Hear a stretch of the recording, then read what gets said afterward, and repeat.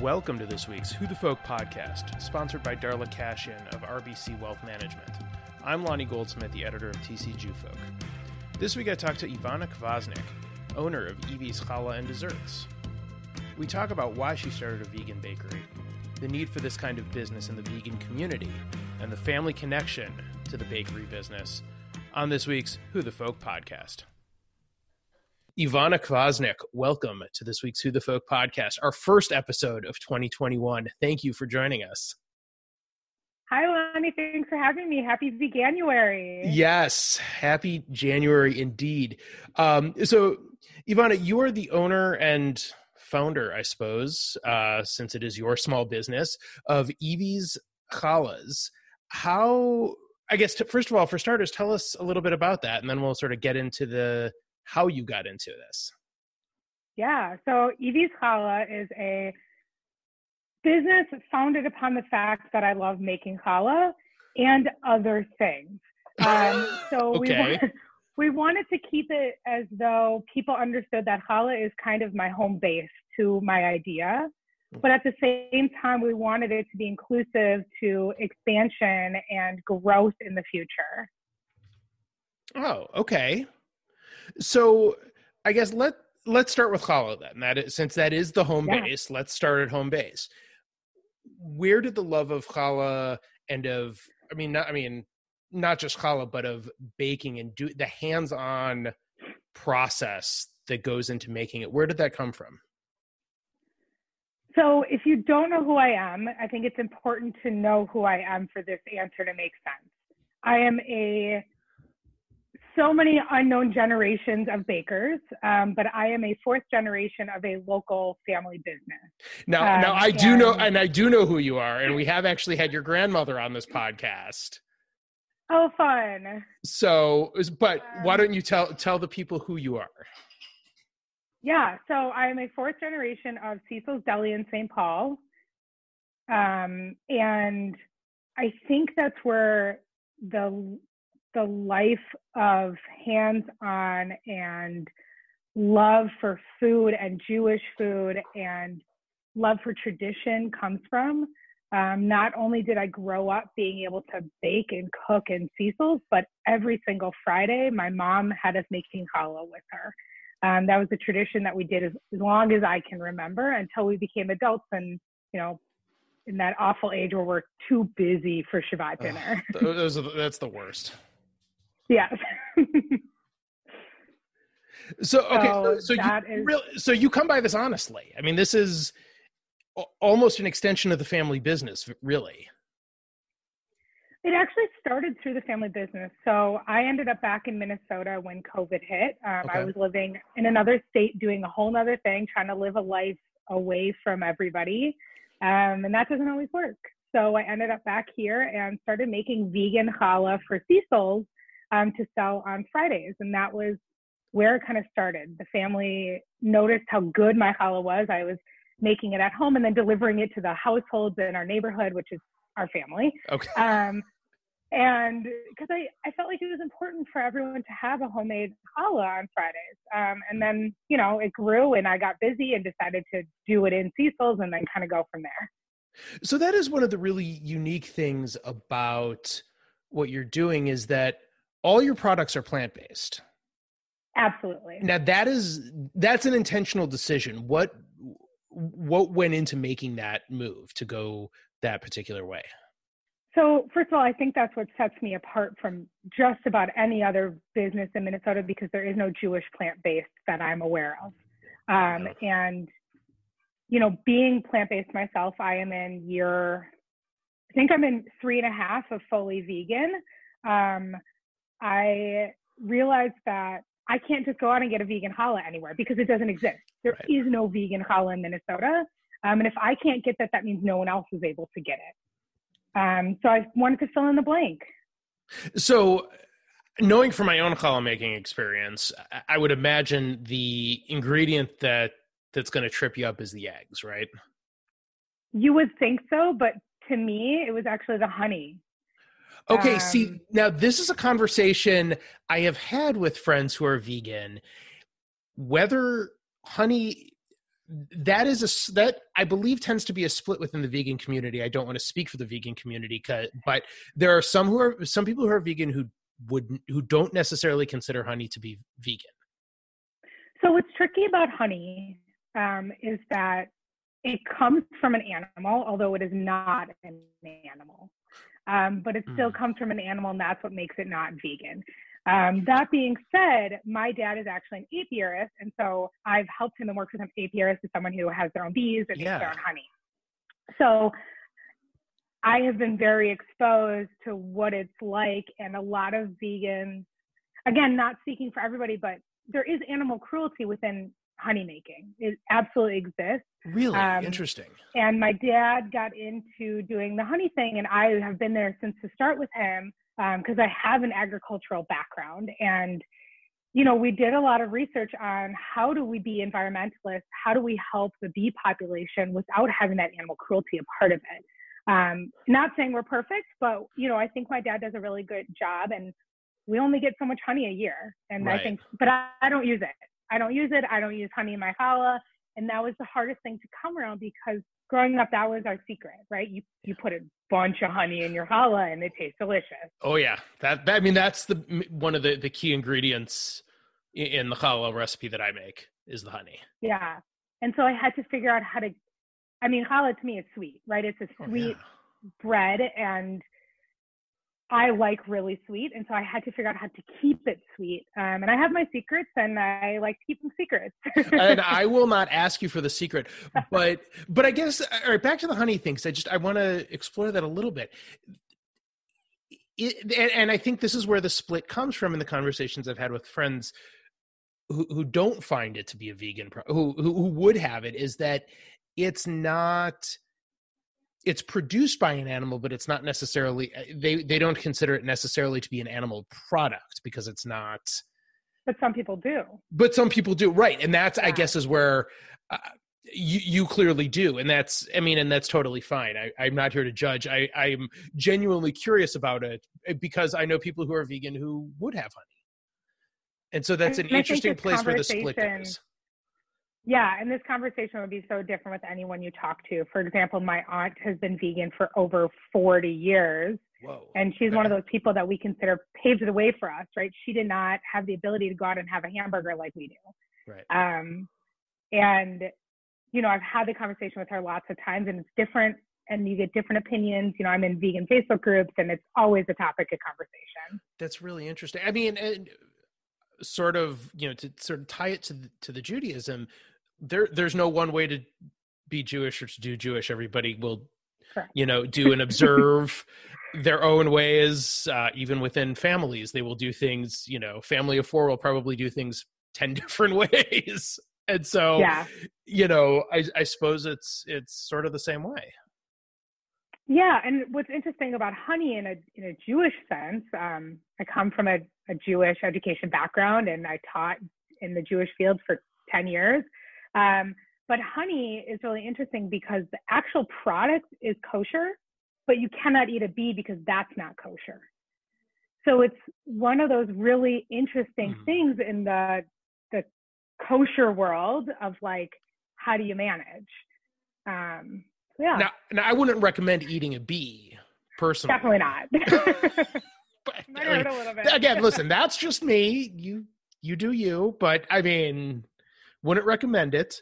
But that's really interesting that's it makes for an interesting split, I suppose, and how we think about things like that. Okay, so wait, you've mentioned so far the baking, the agriculture background, the Jewish education background. Yes. Which came first in all of this? That's a really tough answer. So I went to an agriculture-based high school, and that's where I learned that there was more to life than growing up in the city. Which high school did you go to? It's called Academy for Science and Agriculture, and there was food science, there was agriculture. So think of it like this. Your electives were in a greenhouse, or your electives were food science-based, so you were cooking things that maybe you grew in the greenhouse. We also had like welding and other super cool things. That's awesome. That's such a cool experience.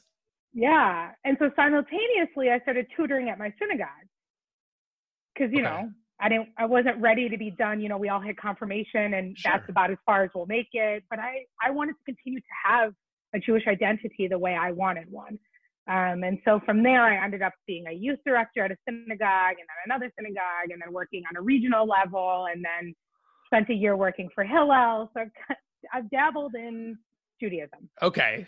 I mean, and I personally, I know you from Herzl Family Camp. Yeah. I spent several summers with my kids before they were each ready to become Herzl campers. So I sort of know you from the informal side of Jewish education that is camp, but you also have the formal side of teaching at your synagogue also.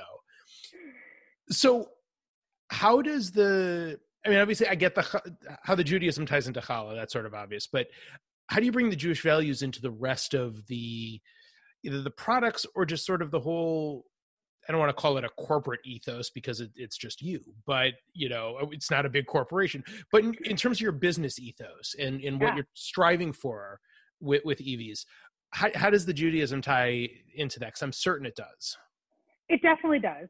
First of all, my core values as a human being and as a person lie within my Judaism. And that goes into all of my emotions of my day, right? You know, thinking about being intentional with my actions comes from the fact that I have a Jewish education and comes from the fact that I value my Judaism. And I think beyond that, my oddly enough, my flavors and my ideas come from Judaism. So for example, one of the flavors I'm working on right now and having a really tough time perfecting it, but I hope to get there. We have a holiday coming up called Tu B'Shvat. It is the birthday of the trees and it's in January. And one of the big things, people my age might remember, I don't know if they still do this in Hebrew school, we had a Tu B'Shvat Seder. You know, we'd sing the songs, we'd talk about the 7 species. And I'm working on a challah that is a Tu B'Shvat challah that incorporates the 7 species. That's fascinating. No, that sounds amazing. It's really tough because it's a lot of flavor, but I'm also a certified herbalist and I'm able to touch into that. I know I'm throwing a lot at you. Oh my God. Wow. Okay. That's phenomenal. Okay. So no, I mean, the idea of the 7 species, and first of all, I mean, I am very familiar with Tu B'Shvat in part because my legal English name and my Hebrew name is Elon. So this is Chag HaIlanot. This is my holiday. So I grew up with my friends at day school really rubbing that one in. So yeah, as they should. Absolutely. So trust me, I know Tu B'Shvat, but I think it's fascinating how you're trying to make this, I mean, not just a seasonal thing, because obviously those feel like seasonal items on a food menu feel sort of like almost low-hanging fruit, right? It's like obligated. You have to go for it. Right. But to try to do a 7 species challah like that is really, really fascinating because like you said, there's a lot going on there with flavors and combinations and profiles that you need to try to meld together. I mean, unfortunately, you have a few weeks of trial and error to get there, right? And I'm not big on error. I'm a perfectionist. I had a cake incident a couple weeks ago. I was making a chocolate cake for someone and it took me down. I could not figure out, I've made this cake 1,000 times and it just was not working. And it took me down for like a couple of days because I was so disappointed in myself. So I don't like to trial and error. I like to trial and succeed. Listen, I totally down with that. But I think that's hard because that's the difference between the home baker and the professional businesswoman who's baking. Is like, I could bake a cake and it could come out so, but it's still sweet. It still has the frost. It's still, it's good enough. Right. But like good enough when you're running a business isn't enough. Correct. And that's the trick. Oh yes. So how have you, especially when you're running a small business? Oh, no, no question. So how have you adapted to running a small business? Obviously, this is something, you're passionate about the food. There's no question that totally comes out. But in terms of the business side, this is something that's quite new to you during COVID. How have you adapted to that side of things? And the kitchen side is the fun part of things. Yeah. How have you adapted to the other side? So look, I grew up, both of my grandparents ran their own businesses, right? My dad's parents ran Kvasnik Photography, a very well-known photography in St. Paul. So I come from that side of a small family-run business, and then Cecil's Deli, a small family-run business. So it's not like it's foreign to me. Okay. I think the thing was that I've been trying to run and hide from it for so long, telling myself I don't want to do it, trying all these other things, right? I'm also a certified doula, and I was trying to run my own business through that and realized I don't want to do my own thing. I want to work for someone else right now. And once I realized I don't want to work for someone else, I, moved on and tried another thing. So more of like I've been hiding from it. And once I accepted that I was unemployed, I was getting odd jobs, working for the St. Paul JCC over the summer because I was unemployed and they needed someone who knew what was going on and knew how to work at a summer camp, which thankfully I've spent probably 20 plus summers of my life at summer camp. And it was time to stop running from it. Sat down, had a conversation with my parents, the most supportive people in this venture for me. I joke and my dad will ask me a question. I say, oh, go talk to this department and they'll answer it for you. The joke being I call my dad the department head of all these other departments. So I tell him to go talk to himself. He's my financial department. He's my communications department. My mom is my marketing department. But they all know in good Jewish fashion, nothing can happen without my approval because it is my business. It is my name. Yeah. And that's how we made it happen. What's the most gratifying part of this for you? When I get a text from someone who says, holy shit, that's amazing.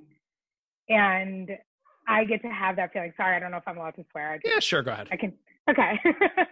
And last night I actually got 2 text messages within an hour of each other of people saying, I'll actually read this one too because it was really funny. And one of my sister's best friends got a challah from me and she said, who walked into Nazareth and made this fire-ass vegan pretzel challah? And so that's what makes it worth it, right? Having people try something brand new, a pretzel challah, no one wants to make that themselves. Let me make it for you. No, and pretzels and no, that's okay. My dog usually barks through these things too. It's pretzels and challah are 2 of my favorite, bread products. So if you can be the person to combine them well, that's pretty strong. So where are you baking out of? Is this a home-based? It is a home-based thing. I've turned, a closet into a pantry. I've turned, my kitchen into no longer my kitchen. It's now my business kitchen and making things work. I'm hoping to move into a space fairly soon. I think the problem is again, one of those things that Minnesota doesn't have is, we all know there's a thing as like a commercial kitchen you can go rent out, right? A community commercial kitchen exists. Yeah. A vegan community commercial kitchen does not exist. And part of the thing that I value in my business is having a fully vegan kitchen. Yeah. There isn't animal products coming into my kitchen, and I think that makes people feel more comfortable. I'm not a big business. I'm not running out of another area, but I am a vegan kitchen, and I think that helps. And even people who keep kosher style are able to trust this a little more because, again, although I'm not certified kosher, there isn't unkosher products coming into my kitchen. Have you thought about getting certified kosher?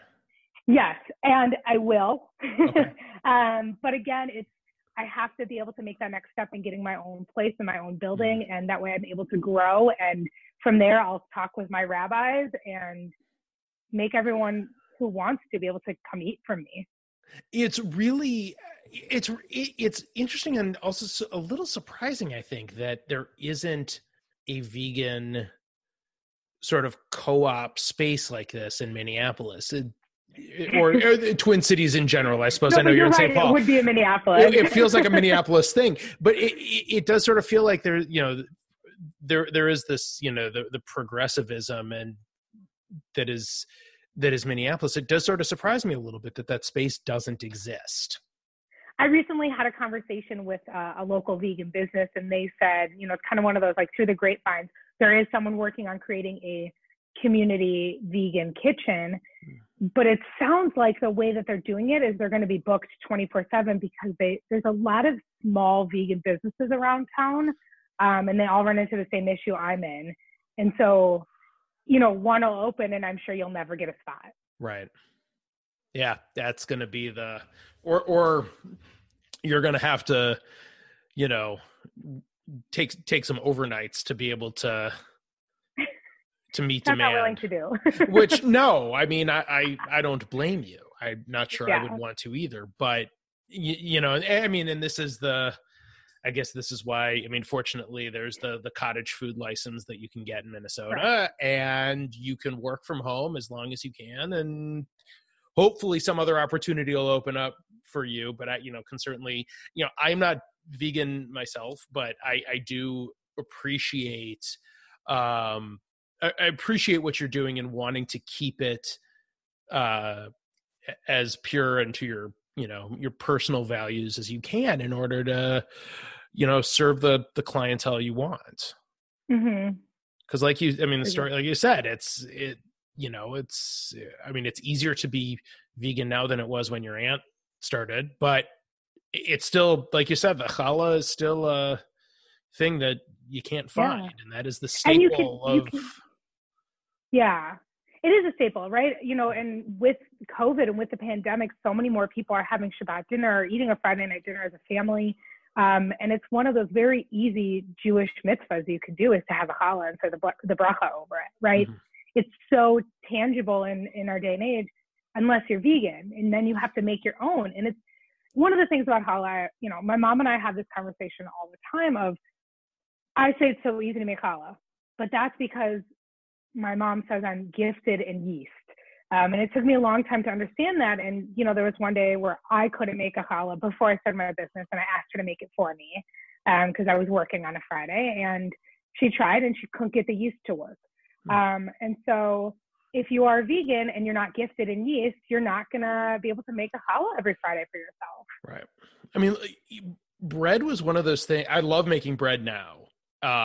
But bread, working with yeast was one of those things for a long time. It scared the crap out of me. It is, yeah. It is once you understand and really get to understand and really get to know and get practiced in the science behind it, it's fascinating. And I still won't call it easy. It's still challenging, but it's a manageable challenge. But if you don't have it, it is really hard and it can be really frustrating. Yes, exactly. So, I know there's some other sweets on the menu. What outside of the challah, what are sort of the things that went into the menu development for some of the desserts? Yeah, so I try to keep my menu changing. Okay. And I try also to do my research on the other local vegan businesses to see what they have, because I don't need to compete with others. Everyone is doing such a great job. My goal is to fill the void, right? So if someone reaches out to me saying, hey, do you have this item? I see it's not on your menu. Well, clearly they're reaching out because it doesn't exist anywhere else. And I think one of my main goals and my mission with my business is to be able to fill that void in the Twin Cities, to make sure people can get the vegan, and not only vegan, right? I've got a vegan gluten-free challah, and that one hit huge right away because we have a lot of gluten-free, dairy-free people in our community. Yep. People who have Crohn's, I've seen a lot of them saying that they've tried those things to adjust their diet to help with the Crohn's, and there is nowhere to find a gluten-free vegan challah, and that meaning a gluten-free, dairy-free. Right. So when you look at the top allergens within one, the Jewish community, and then two, beyond that, egg and dairy are in it, and I don't use either of those. Mm-hmm. So it helps beyond people who are just vegan and maybe trying plant-based or trying these other things. I just want to make their life easier. I want to cook and bake for them. Yeah. No, I think that's great. I think that's really great that you have that, and that you're always sort of evolving and finding the seasonal, sort of fun seasonal touches. So how if people want to order from you, how do they do it? How do they see the menu? And I guess also, how often are you changing things on your menu? So lots of questions. Okay. Lots of questions. Take them in whatever order you want. So right now, the menu is being posted with like a how-to instruction on social media as well as on my website. I will admit, technology is not my strength. I can do some social media. I've learned that I am terrible at running a website.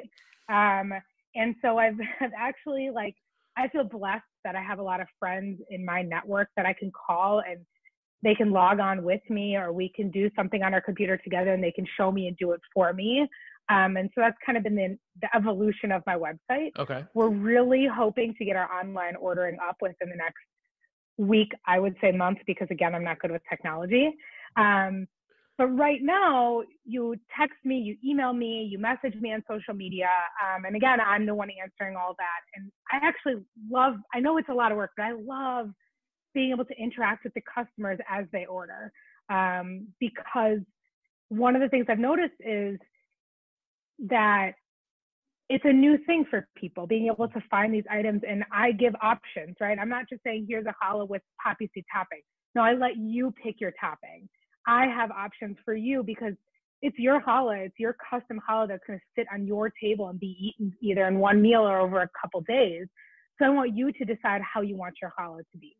I give you the base and then we go from there. So I like to have that conversation with customers a little bit, and we get to talk about pickup time, right? Like, do you need it delivered? Do you need to pick it up? You know, people work. We all have crazy schedules right now. Maybe we're working around other people's schedules, and I want to be flexible while I can.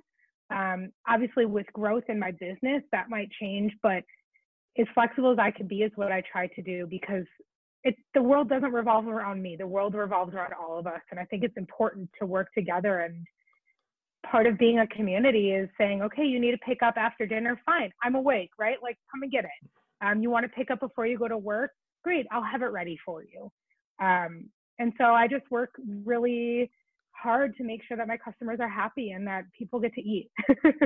No, and I think that's important. And I think it's that personal touch that makes the difference for a lot of people when they're looking, you know, the types of businesses they want to support and buy from. And obviously you're making products that you're not going to find really anywhere else, which is why you're making the products you're making. But it does, that matters. I mean, those are the things that matter.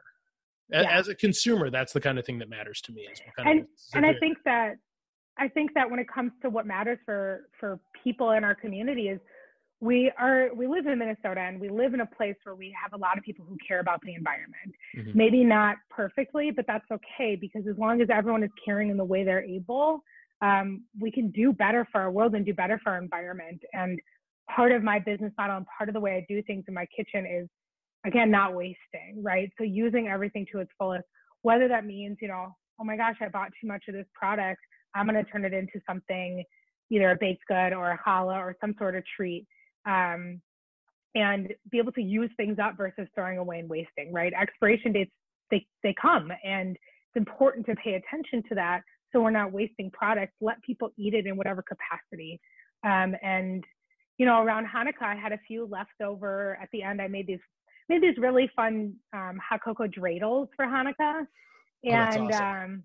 They were super cute. I mean, the hot cocoa bombs were the trend, but I couldn't get the round mold. So I found some dreidels and kind of went with it.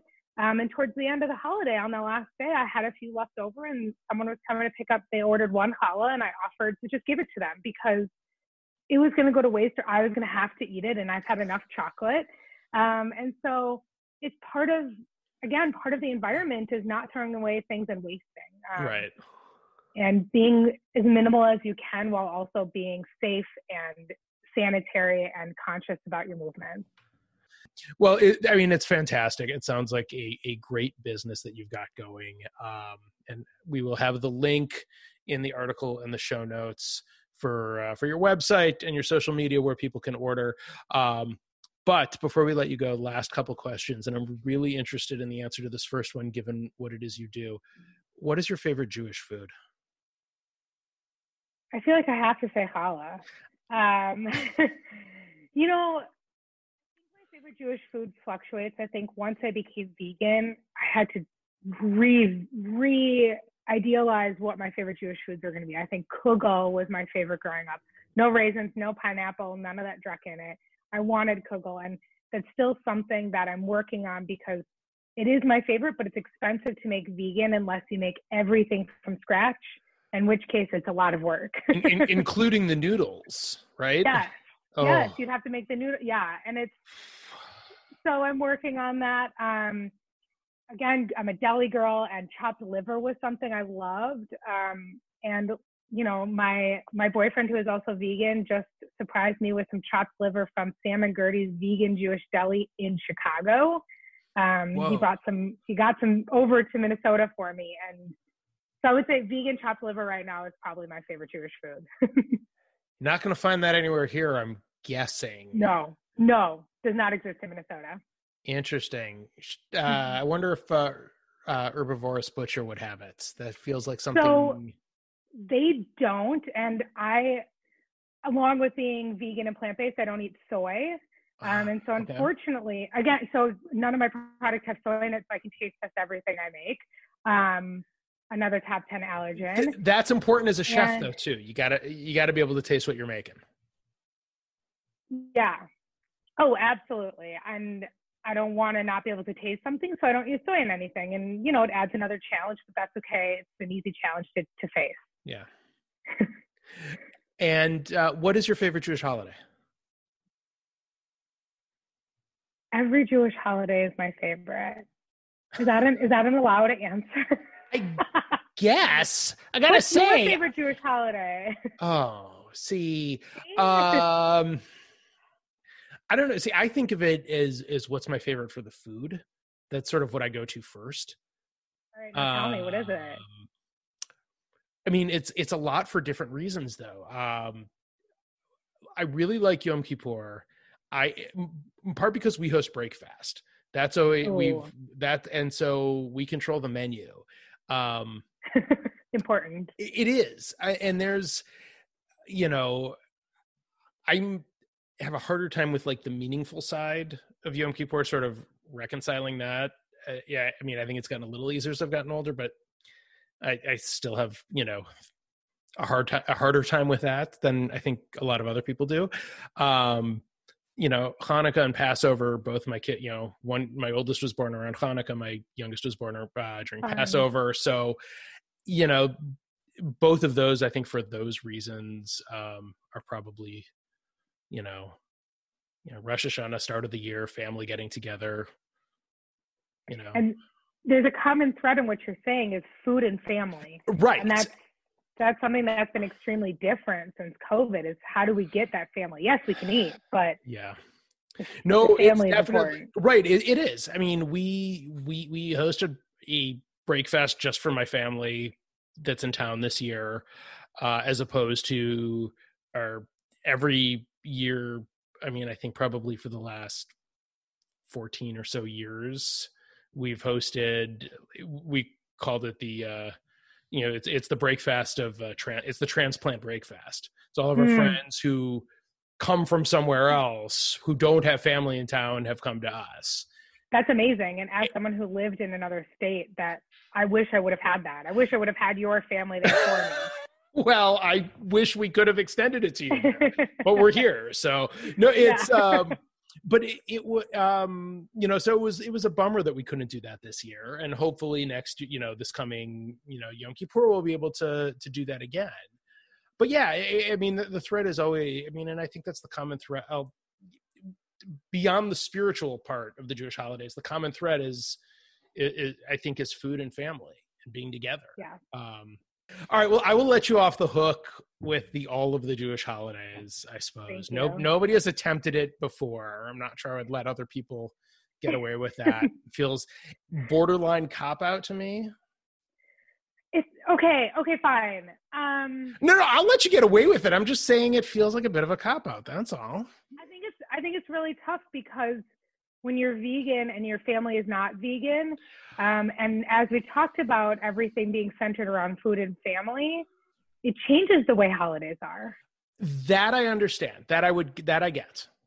That's fair. And so I want to say Passover, I want to say Rosh Hashanah, I want to say all these holidays where we eat a lot and are with our family, but I'm not the one eating a lot anymore because I'm limited to what's on the table. Right. So it changes it. Okay, no, that's fair. You know what? I will let you get away. It's not a cop-out anymore. You've talked me out. Thank you. Well, Evana Kvasnik and eViees, Challah and Desserts, thank you so much for joining us and telling us about your business, and best of luck as it continues to grow and thrive. And we look forward to seeing what you bring us next. Thank you so much for having me, Lonnie. The Who the Folk podcast is part of the Jew Folk Podcast Network, a product of Jew Folk Inc. Please subscribe, rate, and review the show wherever you get your podcasts. If you have suggestions for other podcast guests, please email them to me at editor@tcjewfolk.com. For our other shows, check out tcjewfolk.com/podcast.